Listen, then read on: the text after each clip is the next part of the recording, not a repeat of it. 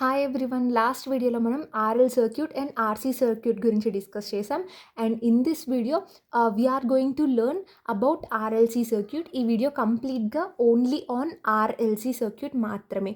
So ఆ ఇచ్చిన circuit RLC అని మనం ఎలా చెప్తాము అంటే, మనకి రెసిస్టర్, ఇండక్టర్, కెపాసిటర్ ఇవి 3 కనుక సిరీస్లో ఉన్నాయనుకో, then we define that circuit as RLC circuit.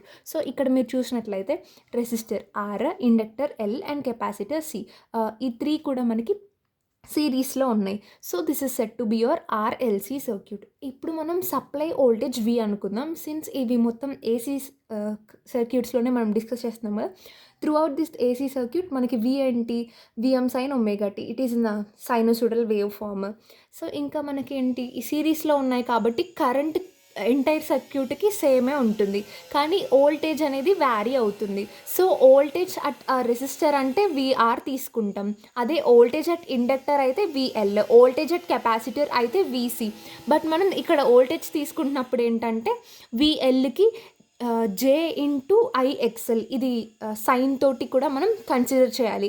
అదే వీసీలో అయితే minus J I into XC.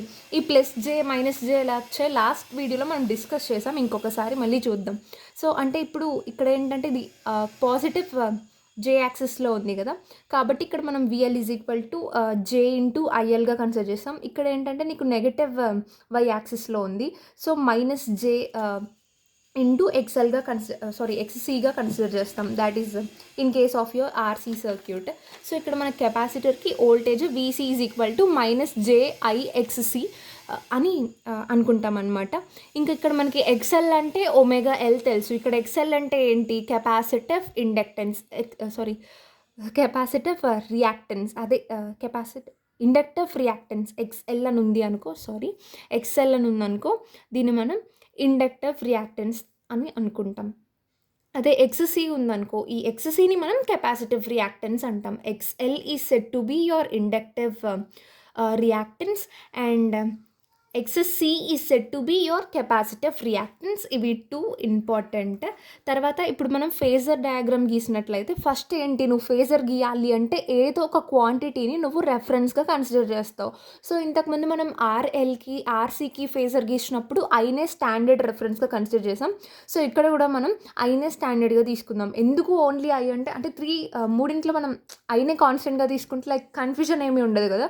So in order to avoid those confusion will take I as a standard reference here. మనకేంటి, ఇక్కడ resistor, inductor, capacitor 3 ఉన్నాయి. So resistor ఉన్నప్పుడు ఏంటి, V is equal to VM sine omega T, I is equal to IM sine omega T. అంటే విఐకి మధ్య phase difference అయితే ఏం లేదు, యాంగిల్ కూడా అట్ 0లోనే ఉంది. కాబట్టి VI should be in phase in case of your resistor.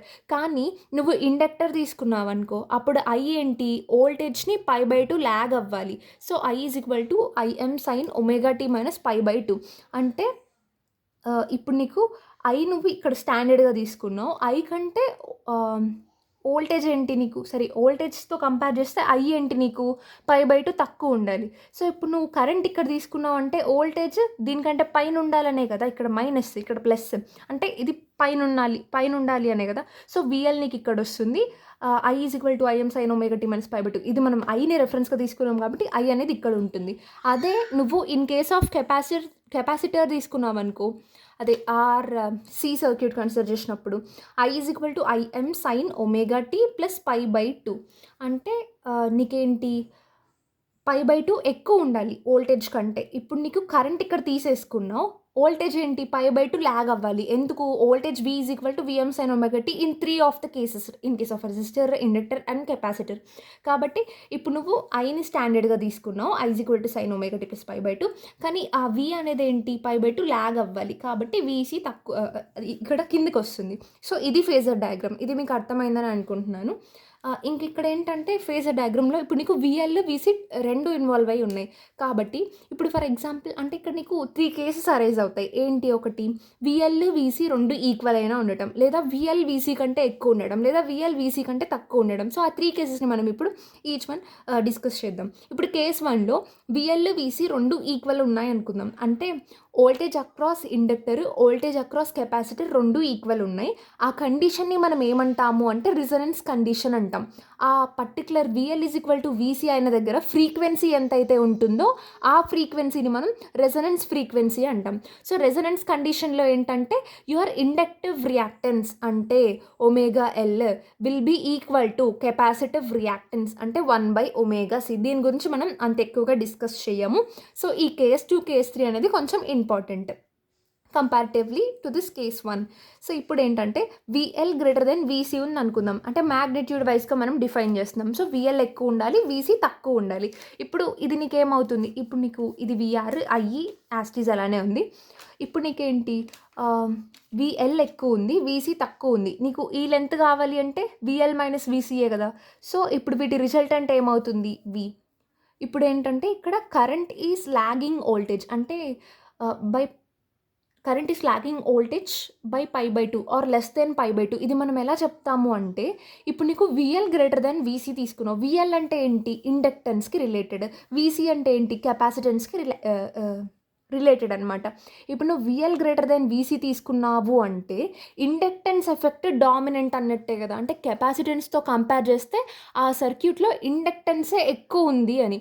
So inductance ఎక్కువ ఉన్నప్పుడు ఏంటి, నీకు కరెంట్ ల్యాగ్ అవ్వాలి వోల్టేజ్ని by at an angle less than π/2 అవుతుంది. లెస్ దెన్ π/2 ల్యాగ్ అవ్వాలి. So current is lagging voltage అని మనం ఇక్కడ డిఫైన్ చేస్తాం. when VL is greater than VC, inductance is dominant over the capacitance. So it is an RL circuit గానే behave చేస్తుంది ఇది ఇంచుమించు. ఇంకా ఇప్పుడు కేస్ 3కి వచ్చామనుకో, ఇక్కడ ఏంటి నీకు VC ఎక్కువ ఉన్నట్టు తీసుకుంటున్నాం, VL తక్కువ ఉన్నట్టు తీసుకున్నాం. సో నీకు ఇప్పుడు ఈ లెంత్ కావాలి అంటే ఏంటి, ఈ ఎంటైర్ VCలో ఉండి ఈ VL సబ్స్ట్రాక్ట్ చేస్తే వచ్చేస్తుంది కదా. So VC - VL. ఇది VR అనేది నువ్వు నార్మల్ ఇక్కడ కన్సిడర్ చేసినట్టే రెఫరెన్స్ IV రెఫరెన్స్ కన్సిడర్ చేసాం కదా. సో ఇప్పుడు నీకు రిజల్టెంట్ V ఇలా వచ్చింది. ఇప్పుడేంటి VC VL కంటే ఎక్కువ ఉంది. VC VL కంటే ఎక్కువ ఉంది అంటే అప్పుడేంటి, capacitance is dominant when compared to inductance. అంటే కెపాసిటివ్ ఎఫెక్ట్ ఎక్కువ ఉంది. సో అది మనకి ఎలా బిహేవ్ చేయాలి, అప్పుడు RC సర్క్యూట్గా బిహేవ్ చేయాలి. So it acts as a capacitive circuit since your VC is > VL. So it is an RC circuit. So ఇది మన RLC సర్క్యూట్. సో మన ప్రీవియస్ వీడియోలో మనం pure resistive circuit, pure inductive, pure capacitive and combination of resistive, inductive, resistive, capacitive and ఆ మూడింటి యొక్క combination that is RLC అన్నింటి గురించి డిస్కస్ చేసాం. సో ఇప్పుడు ఏంటంటే apparent power, active and reactive power, ఇది ఒక సపరేట్ టాపిక్ నేను ఇక్కడ ఇంక్లూడ్ చేస్తున్నాను. మనకేంటంటే పవర్ అంటే నార్మల్గా ఏం తీసుకుంటాం, voltage multiplied by current. Power అంటే ఏంటి, the rate at which energy is consumed. So మనం పవర్ని ఎనర్జీ బై టైమ్గా కూడా కన్సిడర్ చేస్తాం. సో ఇక్కడ మనం వోల్టేజ్ మల్టిప్లైడ్ బై కరెంట్ అని తీసుకున్నాం అనుకో. సో ఇప్పుడు మనకి పోలార్ ఫామ్, రెక్టాంగులర్ ఫామ్ అని 2 ఉంటాయి. అవి నెక్స్ట్ మనం ప్రాబ్లమ్స్ డిస్కస్ చేస్తాం. ఆ ప్రాబ్లమ్స్ డిస్కస్ చేసే ముందు మనకి కావాల్సిన కాన్సెప్ట్ ఏంటి అనే దాని మీద నేను నెక్స్ట్ వీడియో చేస్తాను సపరేట్గా. అప్పుడు మీకు ఈ పోలార్ ఫామ్, రెక్టాంగులర్ ఫామ్ అన్నీ క్లియర్గా అర్థమవుతాయి. సో ఇప్పుడు అర్థం చేసుకుని ట్రై చేయండి. ఇక్కడ ఏం యాంగిల్ లేదు కాబట్టి యాంగిల్ 0 తీసుకుంటాం. అంటే ఇలా ఉంది అంటే V at an angle 0 degree అని దాని meaning. At an angle 0 degree into I at an angle suppose 5 అనే యాంగిల్తో ఉందనుకుందాం. సో ఇలా ఉన్నప్పుడు ఏంటంటే వీటి రెండింటిని మల్టిప్లై చేస్తాం. అంటే నీకు A at an angle of θ1 into B at an angle of θ2 ఉందనుకో. దీన్ని నువ్వు ఎలా రాస్తావంటే, అంటే ఇది పోలార్ ఫామ్లో ఉన్నట్టు, దాని అప్పుడు మనం A into B at an angle of θ1 + θ2గా రాస్తాం. So V into I at an angle of 0 + 5 అంటే 5. ఇప్పుడు దీన్నే మనం యూలర్ ఫామ్ అనేసి ఇంతకుముందు మనకు వచ్చి ఉంటుంది. యూలర్ ఫామ్లో ఎట్లా రాస్తామంటే e⁻iθగా రాస్తాం. అదేంటి, I అనేది ఏంటి అక్కడ నీకు ఇమాజినరీ నెంబర్. మనం నార్మల్గా మ్యాథ్స్లో అయితే A + IB అలా కన్సిడర్ చేస్తాం. కానీ while coming to this electrical circuits, మనం ఎలక్ట్రిక్ బేస్డ్ ఏ టాపిక్ అయినా డిస్కస్ చేసేటప్పుడు ఐని మనం ఇక్కడ జేగా కన్సిడర్ చేస్తాం. So VI into e⁻j⁵. ఇప్పుడు దీన్ని మనం e⁻iθగా ఉంటే ఎట్లా రాస్తాము, నార్మల్ రెక్టాంగులర్ ఫామ్లో cos θ + I sin θగా రాస్తాం.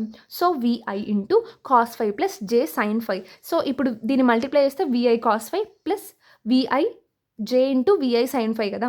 సో ఈ VIనే మనం అపరెంట్ పవర్ అనేసి అంటాం. So apparent power, VI cos 5ని మనం యాక్టివ్ పవర్ అనేసి అంటాం. ఈ యాక్టివ్ పవర్కే మనకి 3 నేమ్స్ ఉన్నాయి. ట్రూ పవర్ అని అడిగినా, రియల్ పవర్ అని అడిగినా, యాక్టివ్ పవర్ అని అడిగినా these 3 indicates the same one. ఇక్కడ ఏంటంటే జే ఇంటూ విఐ సైన్ ఫై.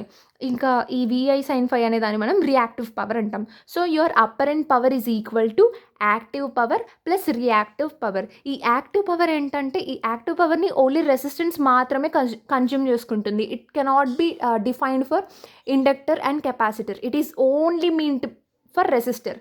ఏంటి? Active power. ఇంకా power dissipated by resistor equal to power delivered by this true power. Reactive power దేనికంటే only for your inductor and capacitor. So ఇది ఈ video. And ఈ వీడియోలో మీకు ఏమైనా డౌట్స్ ఉంటే you can ask me in comment section. And in next video is separately meant for, అంటే నువ్వు క్వశ్చన్ సాల్వ్ చేయడానికి నీకు ఏదైతే కాన్సెప్ట్ కావాలి, ఏమైనా ఫార్ములాస్ కావాలా, క్యాలిక్యులేటర్ యూస్ చేసి ఎలా చేస్తాం, ఇవి మొత్తం క్లియర్గా ఎక్స్ప్లెయిన్ చేస్తాను. Thank you for watching and subscribe my channel for more videos only if you like the content. Thank you for watching.